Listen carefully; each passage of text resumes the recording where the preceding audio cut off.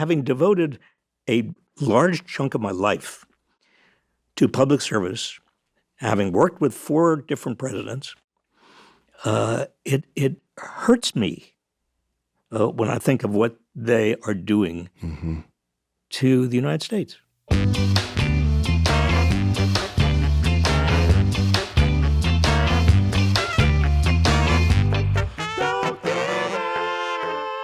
Thank you for coming on my podcast. Oh, I just am delighted. I appreciate that. I'm delighted. I appreciate that. I'm delighted. So, we have had many conversations. I think 90% of them have been in public, which is sort of how. Is that, that's true. Yeah. But it feels like it's very personal. I can't explain it. No, the way I approach those public conversations with you is I treat them like they're personal. Like, so I don't treat them like we're performing in front of people. So I don't feel like we're performing.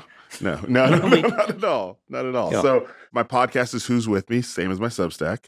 And the thing I really wanted to do with the podcast was really like have conversations with people that I respect and that I know, but I've never been able to like say, sit down and talk to me for 45 minutes. So I appreciate that, that you would show up. And I really wanted to also highlight people, like I said, in the Bay Area, in the East Bay. And you are someone who's become identified with the Bay Area and the East Bay and blue bubble, liberal, lefty politics. I am not a lefty. I'm not a blue bubble. Okay. I mean, I'm just a commonsensical, normal American patriot. I would hope I can accept that. I just wish more people define those words the way you do. Like how? So you say I think it's a great place to start. Is like, first of all, before we get there, we start there. I start by giving people their flowers. So I'm going to start by giving you their flowers. The idea of like letting you know why I invited you here and why I think it's important to talk to you. So I appreciate you for like you're one of the few people in the public sphere who has stayed focused and on the path and seemingly not ever sort of like wavered in the face of criticism. And even I'm sure it's got to be hard, but it's great to see someone do that who also I feel like is someone who has done it for my whole life that I have known about them, I've done it my whole life too. Well, I mean, really, good. we have that in common. Yeah. And I can't imagine changing my tune. I mean, people say, well, you're a one horse pony or just one tune, but it's an important tune. It's a very important tune. It has to do with social justice and inequality and all of the stuff that we're struggling with and we've been struggling with for my entire lifetime. Yeah, but you also know that there's people, I'm sure you've worked with many people in your life who maybe started out on that tune, but at some point they decided to take a check from somebody or they hung out with the people like, I understand all that, but it's more fun over here. Or that you have to have seen people in your life who were at one point you felt very aligned with, who then sort of moved into a different sphere. Yes, many. Yeah. And I won't tell you who they are. No, for sure. I think we could Google some of them or guess. Yes, but I'm not asking you to name names. What I am asking you is like, does it feel harder to stay on your path? Has it ever felt harder as you've seen people around you start to go, I'd like to hang out here, but this country club sure is well air-conditioned? No, it makes me a little bit pissed off, honestly. I mean, I just think, what is integrity if you can be so easily persuaded by the country club or by the lure of that set of money or whatever it is that you're just giving up your principles for? What do you think it is that you haven't been lured? I think that the more important question is, why have they been lured? Okay, I mean, fair. I mean, I think that's bizarre to me, honestly. Yeah. I'm just doing what I do, and I haven't changed. I think you're right. That is the more important question. It's just so common that it feels more unique to not be lured, to not be sort of pulled to to be pulled into spaces where you just sort of go, I'll write a check to those people, but I'm not going to hang out with those people or show up, and I'm not going to speak fervently for those people. Kamau, that is the most depressing thing I've ever heard you say. Man. I mean, the fact of the matter is, this country, is so off track, and it was off track before Trump. I mean, it was really off track before Trump. I mean, the widening inequality, the corruption in terms of the wealthy paying for politicians, getting changes in the rules for them. I mean, I understand why most people felt that the game was rigged. And here comes Trump, and he says, I'm your savior. Yeah. Well, obviously he wasn't, but I can understand why people were hoodwinked. Yeah. The way I sort of rationalize it, I guess, because I do understand that people were hoodwinked, is that most people don't pay anywhere near as close attention to news and politics as people like me and you do. So their only image they're seeing is occasionally it goes past them on their social media feed, and he looks like he's very memeable. He's very social media friendly in that way that the algorithm prefers him. But they're not actually digging into like who this person is or what their policies are, because most people aren't as dug in as we are. They're not as dug in. That's true.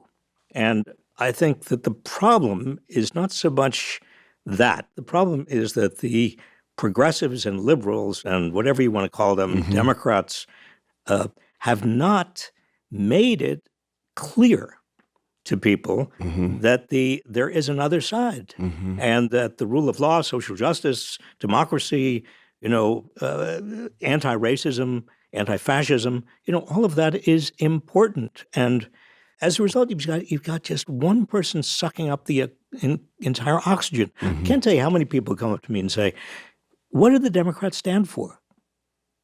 And I say, well, I don't know. I can tell you what I stand for. Yeah. And it pisses me off. It annoys me that the Democrats have not come up with a voice or 10 voices or 100 very powerful voices. Isn't part of the problem that there are, I'm thinking about like Zoran Mamdani. I'm thinking about like Summer Lee out of Pennsylvania. I mean, of course, the Squad, AOC, but I was thinking about Latifah Simon here, that there are new voices. There are powerful voices, people who are powerful orators, people who aren't just going to say the thing that gets social media friendly, but also has policy behind it. But the Democrats don't uplift those voices in the same way? No, they don't. Yeah. And the Democrats are, as a party, are completely in the pockets of the very wealthy. And I was there in the 1980s. Nobody else remembers the 1980s, but I was in there. I remember. I was a kid. I was there. I was in the same rooms you were in. I was there in the 1980s watching Democrats say, well, we're always going to have the House, and we'll probably always have the Senate. And so let's make a deal with the devil. Let's open the doors to the very wealthy, the big corporations, because we know we're always going to be here. And why should the Republicans be the only ones that are getting all the money? That's that part, as they say, that part. Their parties are better. Why should they be the only ones that have good parties? Why should they be the only ones that have good big expense accounts? And we have the power, and why not take advantage of it? And that Faustian bargain, I saw again and again and again in the 90s. I saw it starting in the 80s. Maybe there was a little bit in the 70s, but that was the beginning of the end. Not the end. It was the beginning of the problem. The beginning of where we're at. We're not at the end. Okay, so let's talk about that a little bit. You like to be all optimistic all the time. No. What I've said so far is not optimistic all the time. But some people would say this is the end, and you're saying this is not the end. No, it can't be, because I think what the forces of authoritarianism and neo-fascism and bigotry want us to believe is that there's no hope. And if there's no hope, we give up. And if we give up, then they have it all. So that's their plan. You guys give it up. And so, no, we're not going to get pessimistic, and we're not going to give up, and we're not going to give it to them. Ever. So I'd like to point something out to you that I'm sure you're aware of about yourself, but I just want to make sure you know that I know. You're white. I am white. I am white. You're a man. I am a man. You're a man. You are of a certain age. I know you just. I'm old. You're old. I'm a boomer. I'm a boomer. I mean, born in 1946. Oh wow. Fucking 46. I'm going to be 80. Shit. When I was a kid, I remember I met an 80-year-old man who was trying to court my grandmother. Oh. And I thought he was the oldest thing I had ever seen in the world. He was Methuselah. He was like a fossil. Yeah. I was amazed that he could stand. He could barely stand. And had interest in courting. That's also another thing, too. That was another. That was before Viagra. Yeah, I don't know how he did it or how my grandma did it. But I mean, the idea that I am almost as old as he, and Bill Clinton and George W. Bush and, the Trump, all of us hitting 80. So it's enough to give 80-year-olds a bad name. But the other thing I would say is I guarantee you that 80-year-old man was an older 80 than you're about to be.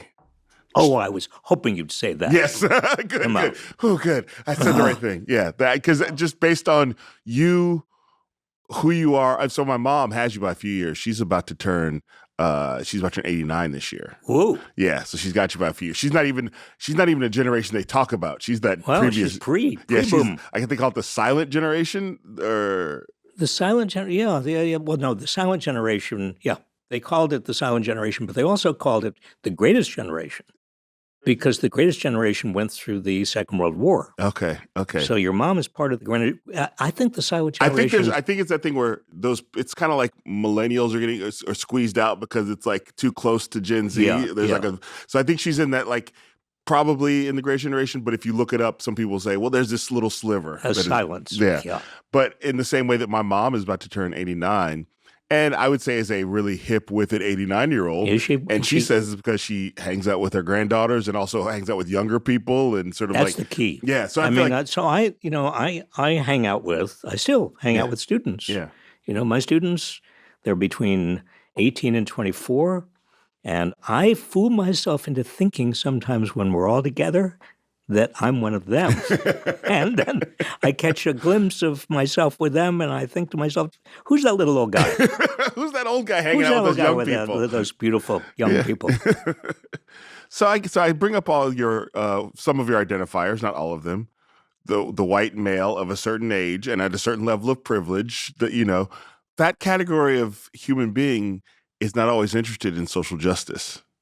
So I need more. Why are you so clearly committed in a way that the rest in your group are not always that clearly committed? Well, again, I think the interesting question is why they aren't. Yeah, for sure, because we all went but they're not here right now, so I got to ask you. Yeah, okay.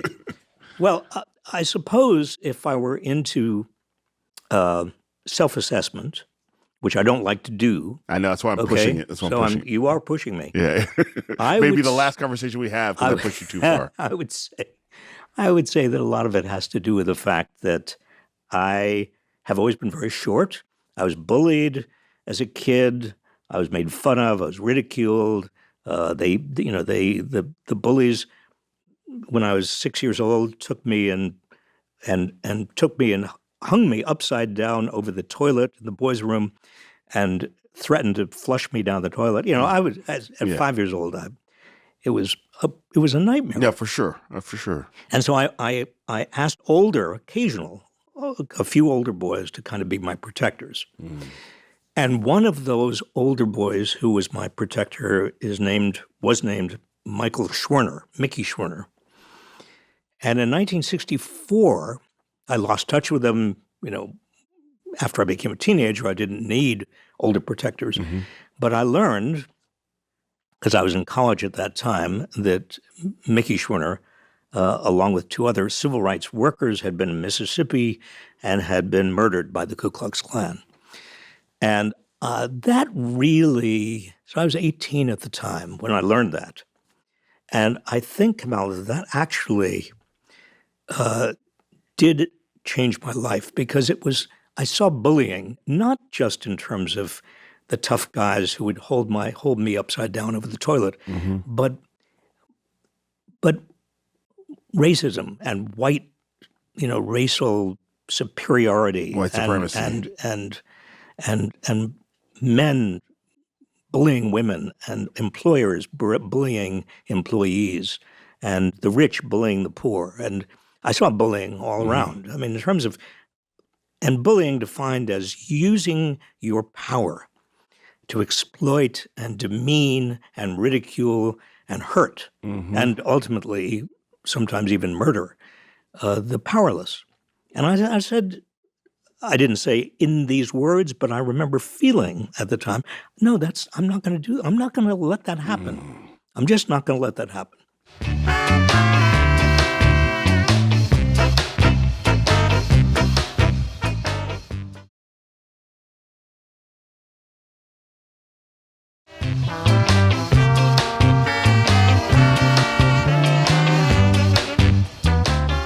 at that point?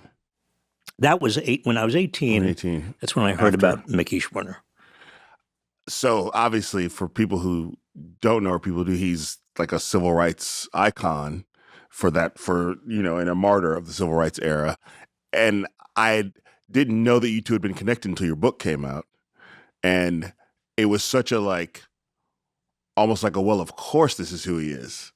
If Mickey Schwerner, who when you were a kid was somebody you went to and he did protect you and was among the people who protected you, and then you saw that happen to him, of course you would take that. I mean, thank God you took that lesson from it, I guess. Well, I think it was when the person who protected me from the bullies was murdered by the real bullies of America. You know, I couldn't stand it. Yeah. I really couldn't stand it. The cognitive dissonance was so great. So there was no question in my mind. It wasn't as if I said, well, should I be a hedge fund manager? Or should I? No, I just did what I thought was necessary. How did you find your way from there into political life? Well, I got involved in the anti-war movement and the anti-war. I'm talking about Vietnam War. We really have to name our wars these days. We have to these days. The anti-Vietnam War candidate for president was Gene McCarthy in 1968, and so I went clean for Gene. You know, my hair, I shaved. I looked. You know, was that the slogan? Clean for Gene. Be clean. You know, clean cut. Clean for Gene. And I went out and I organized students in 17 states to go out and get the vote out for Gene McCarthy. And then, of course, Martin Luther King Jr. was assassinated, and Bobby Kennedy was assassinated, and everything went to hell. And Hubert Humphrey was the candidate of the Democrats, and Richard Nixon was elected. I tell people, you know, that year, 1968, if you think now is bad, and now is bad, but 1968 was a really, truly shitty year. I mean, cities were burning. Vietnam was getting to be even a bigger horror. And so I was lucky enough to get a Rhodes Scholarship, and I just got out of here. I got out of America and spent 2 years, blissful years, really looking at the suffering plastic circus that had become America. And so the Rhodes Scholarship, is that what led you into a more active political role? Because you could have been an agitator from the outside. Well, I was sort of an agitator from the outside. I mean, you've always But I also met Bill Clinton. He was another Rhodes Scholar. We were on the boat because there was a big, they put all the Rhodes Scholars on a boat together so we would get to know each other. We took the SS United States, the great old SS United States. We took it together. And I was seasick. Everybody was seasick except Bill.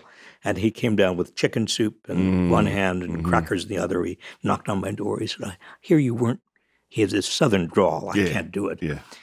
I hear you weren't feeling so well, and I thought these might help. And I thought, and amazing. He didn't say, I feel your pain. That came later. He didn't have that. He didn't have that yet. He hadn't met that speechwriter yet. But he was, and we talked a lot about politics, obviously.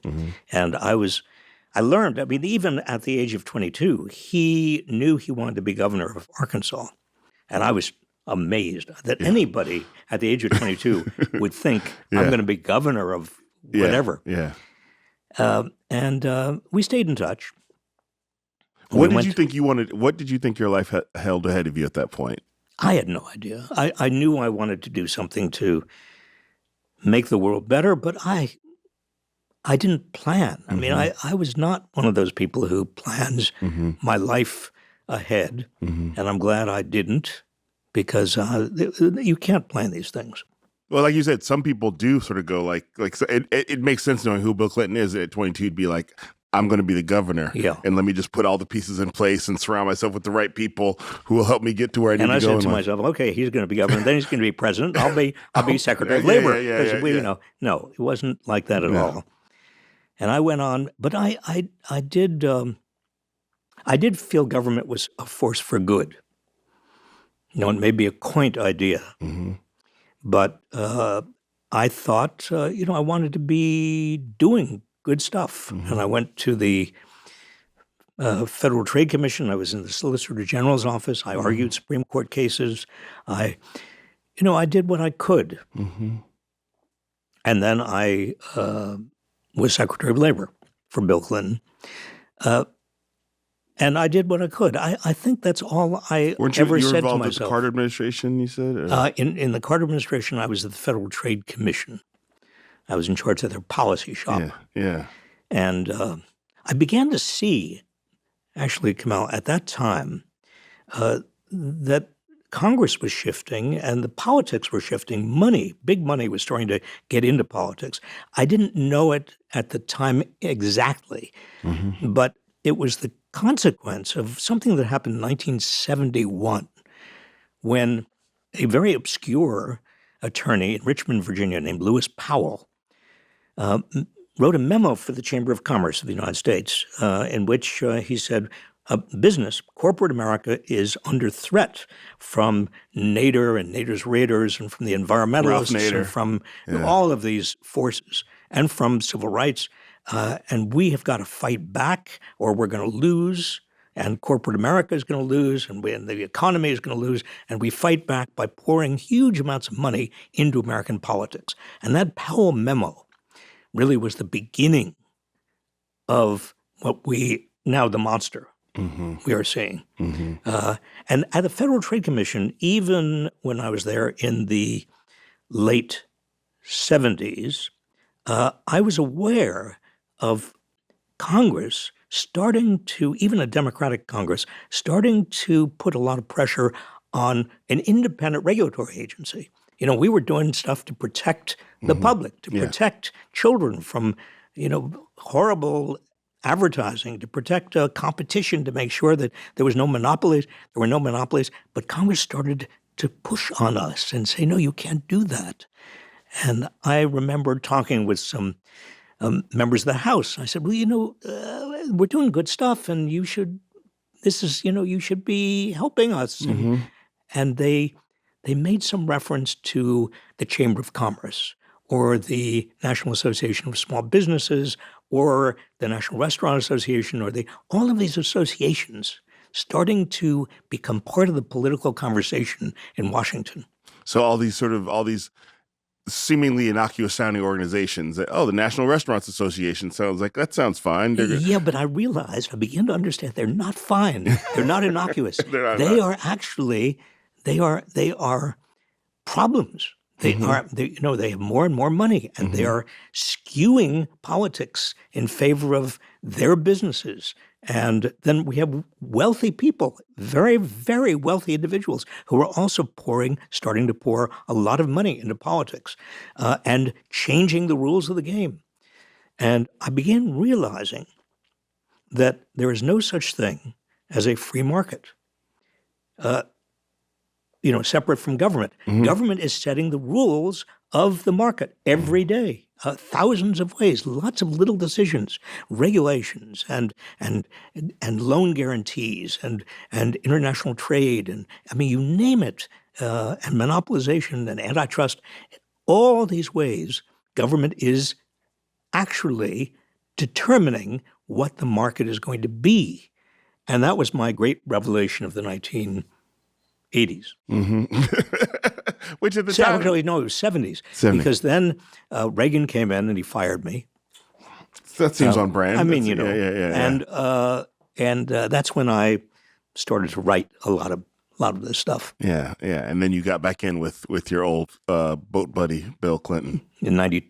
92. That's the first time I voted was 92. That was my first. I really appreciate it. You're welcome. I heard you did. I wanted to write you, and it was a lot going on. It was all the talk of the town.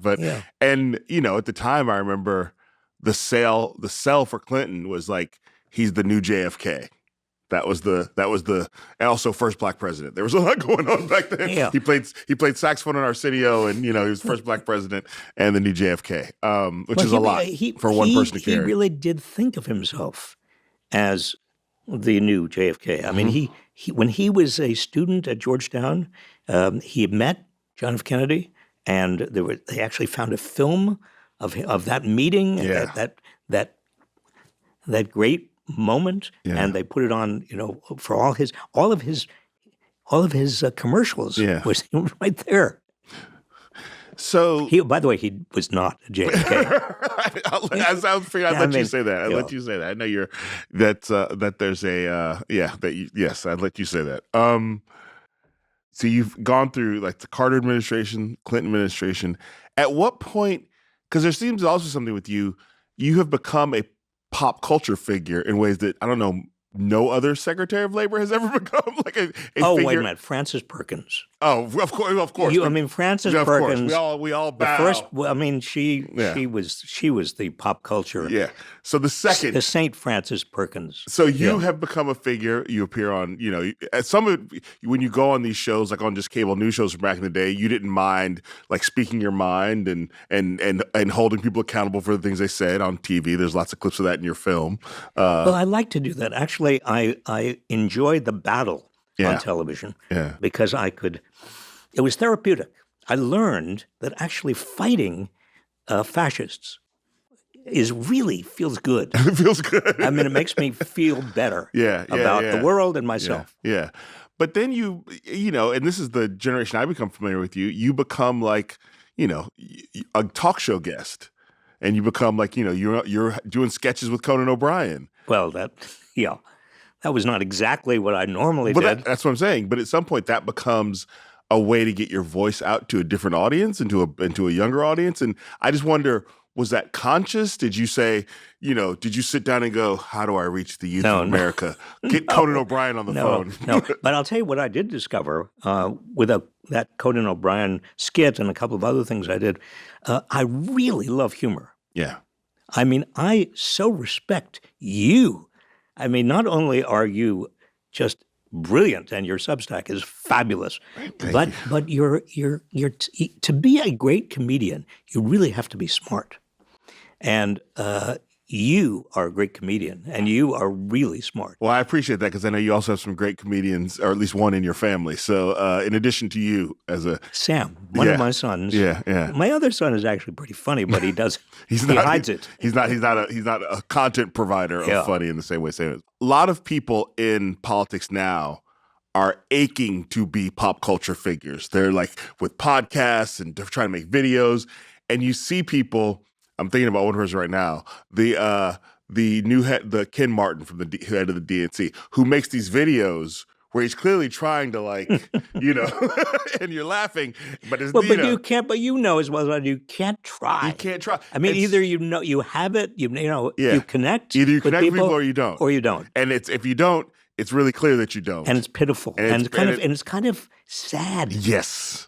Yes. Watching somebody who's desperately trying to connect. Yeah, he's desperately trying to connect. And clearly there's I can just feel the interns or his assistants off staff being like, we need you to be funny. We need you to connect. We need you to be personable. And then none of that works if you're not those things automatically. You can't just tell people, be more personable, be more funny, and go viral. I don't think you can train somebody to do that. You can make people better public speakers, but ultimately every day there's somebody who goes viral who just turns on their cell phone and is just like, they're just sort of talking. They're not. That's one of the most amazing aspects of being in contemporary society.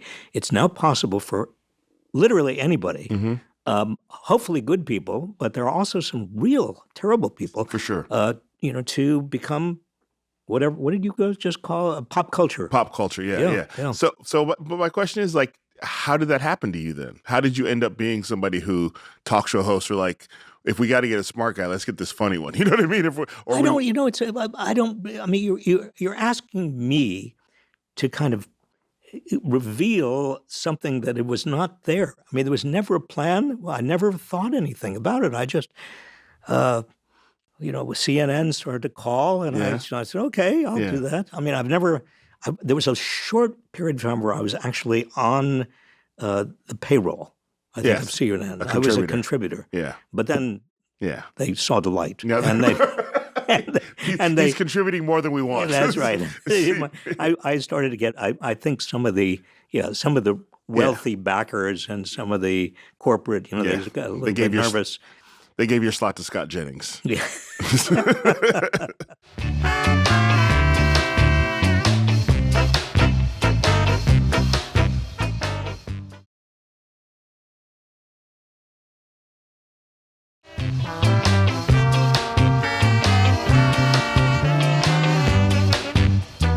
But there's a difference between, I want to highlight this, between CNN calling and NBC calling, like for the Tonight Show or for Conan O'Brien. Like, how do you find yourself in that world as somebody who they feel like is a part of this extended universe? That you're not, when they're calling you, they want you, but they're also calling you because you're a good interview and you can be funny and they can have fun with you.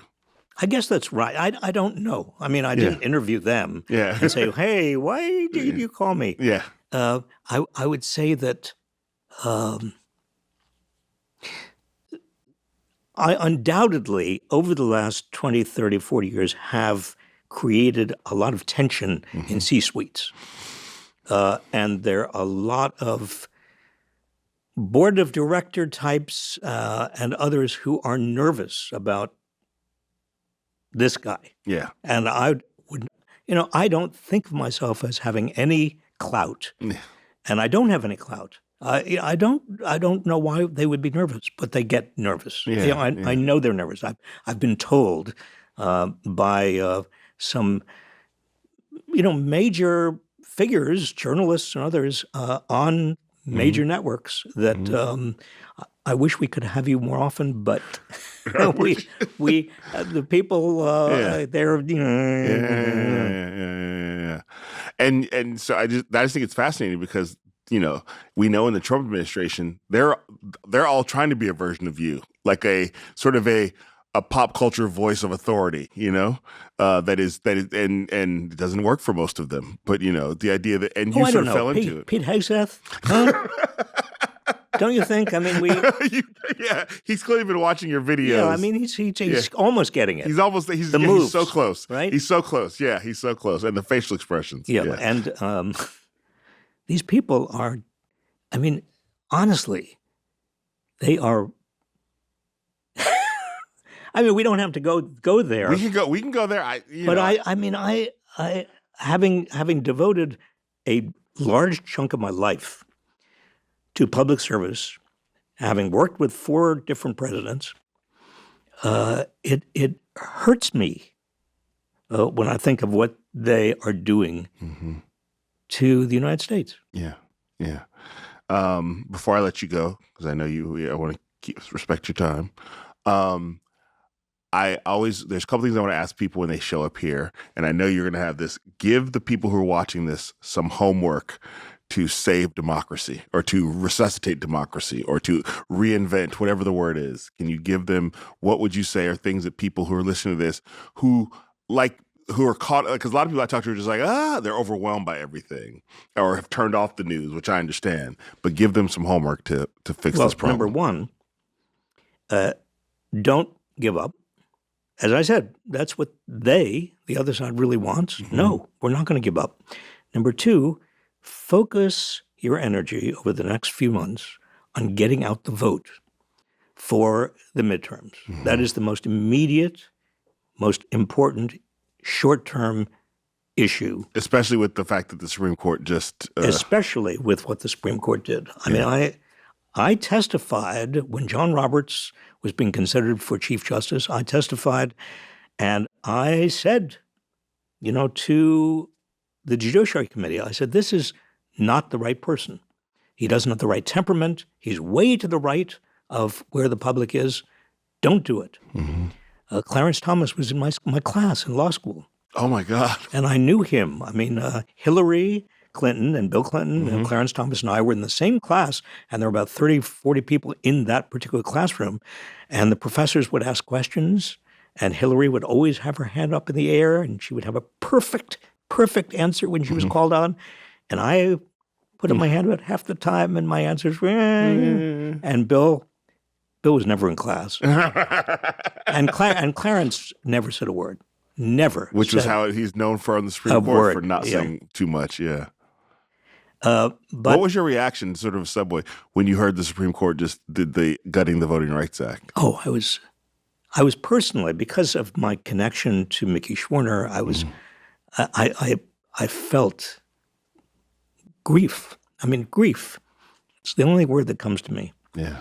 Because when they had gutted Section 5 in Shelby versus Holder, I thought that was unbelievable. That the Supreme Court could do that when Congress had repeatedly affirmed Congress's commitment to the Voting Rights Act, and the same thing with Section 2. The Supreme Court, these people, the Republican appointees, they are on a mission. Yeah. They are really on a mission, and it's despicable. For sure. So don't give up. Get out the vote. Don't give up. Get out the vote. I would say also don't believe for a second that when you call your member of Congress that that's not taken into account. Oh, that's good. important. Yes. Call your members of Congress, your representatives and your senators, because the staff keeps track of how many calls. If you are a constituent, you have an impact, and so do that. You can be powerful.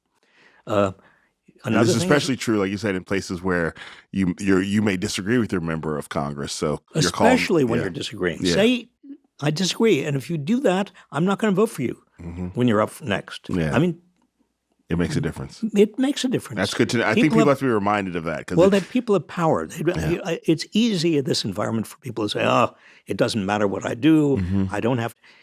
And finally, do keep up with the news. You don't have to read everything always, but just be aware of what's happening. I agree. Like I'm a sort of too much news. My wife is like a once a day news person, like in the morning sort of, which I think is probably a healthy amount. But I do feel like keeping it. I understand. My mom at 89 is like, I just don't watch the news. I'm like, I sort of respect that she's seen enough news in her life, but like I have to keep her updated every now and again. Well, all you need, they really need to do is read your and my Substacks. That's true. That'll get everything that'll need. That'll cover all the news. That'll cover all. So don't give up.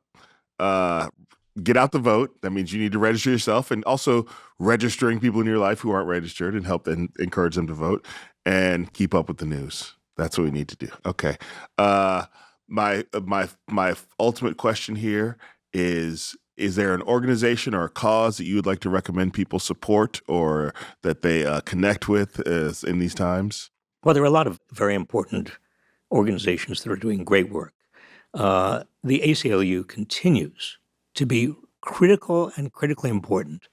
An organization that I was chairman of called Common Cause also is doing great work. What do they do? Sorry? What does Common Cause do? Common Cause is very much into making the system, our democracy, work for everyone.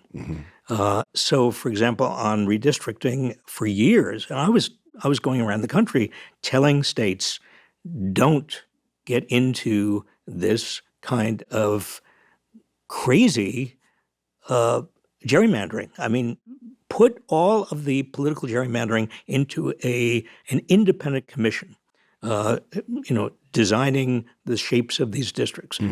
Because once you go down, the gerrymandering route, there's no end to it. No. And people come back to me now and they say, well, wait a minute, if you were right, if you really believe that, well, how can you justify what California and Virginia have done? And I say, well, what you need to do to enforce that idea is make it absolutely take away all motivation for the blue states to try to gerrymander and squeeze out additional Republican votes. And the only way you do that is through, sort of like we do with deterrence and arms control. Yeah.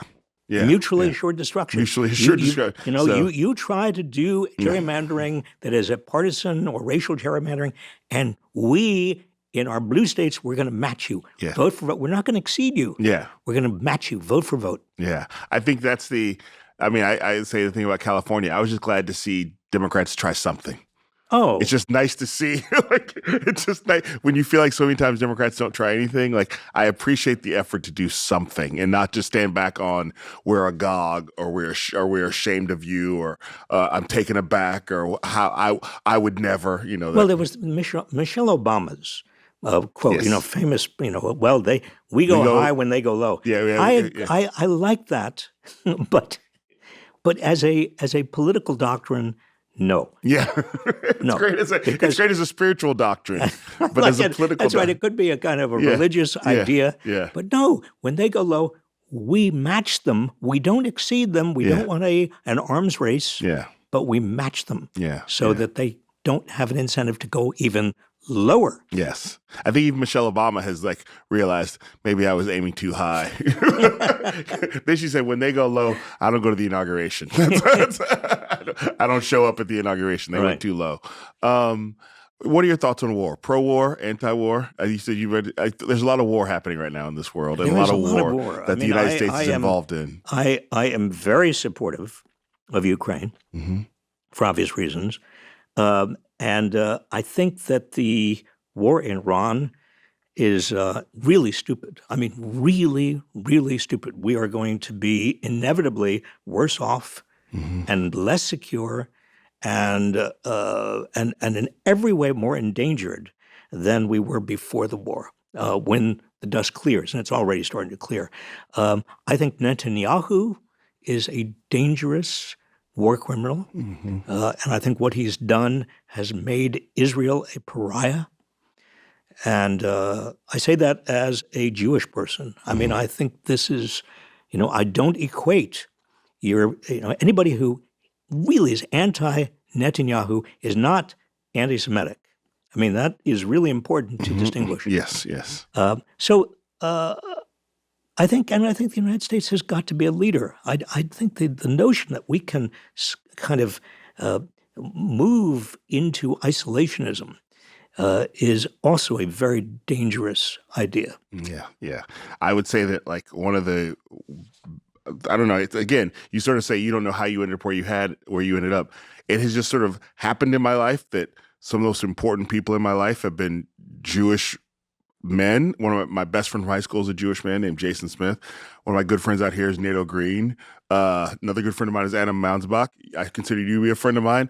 And all of you seem to be very, I was around all the anti-Netanyahu Jews. I've just sort of been raised around those types of people I never even knew how to not think about Palestinians as human beings. Well, I think that there is an important point to be made here because Jewish people have been the targets of pogroms and anti-Semitism and horrible things that have happened, genocide for 2,000 years or more, and so that social justice is so important, or has been traditionally so important to Jewish people. And Netanyahu is the opposite of social justice. We can be anti-Semitism, and we can also be for Palestinians. I feel like those things absolutely can work together. All right. Thank you. We could just keep talking, but I know you got a lot of things to do, and I really appreciate you coming by today. And I hope to talk to you. First of all, I know I'll talk to you again because I'm hosting your podcast. Absolutely. I'm going to hold you to it. Yes. And so, but also we'll do this again. Thank you so much. Kamau, thank you. I really enjoyed it. Thank you. Thank you. So thank you for listening to Who's With Me Today. That was Robert Reich. Again, he said support the ACLU, which of course, how can I argue against the ACLU? I'm the ACLU's artist ambassador for racial justice. I do their commercials. The ACLU is fighting for our rights all over this country, so please support the ACLU. Also support Common Cause, which is just about a fair government and voters' rights and all the good things we need to make this whole thing turn around and turn away from authoritarianism and fascism. What else we got? Again, listen to Dead Pioneer's new album, Wagon Burner. Again, track 3 is a good track. And thanks for listening today. Follow Robert on his Substack. Follow him on social media. Check out his podcast, The Coffee Clatch. Check out his book, Coming Up Short. Check out his documentary, The Last Class. And just check things out. Thank you to Rabbit Grin Productions for producing this podcast. Thank you to Pushkin Industries for hosting this podcast. Thank you to Who Knows Best Productions, which is me, for doing whatever I do for this podcast. And the theme music, as always, is done by my friend Chris Dowd from the legendary band Fishbone. And always, this week, do something good for yourself, do something good for your community, and do something good for the world. Hey, thanks for watching an episode of Who's With Me. If you're on YouTube, please like and subscribe, share, hit that hype button. I hear it makes all the difference. Please like, subscribe, share, hit the hype button. Thank you.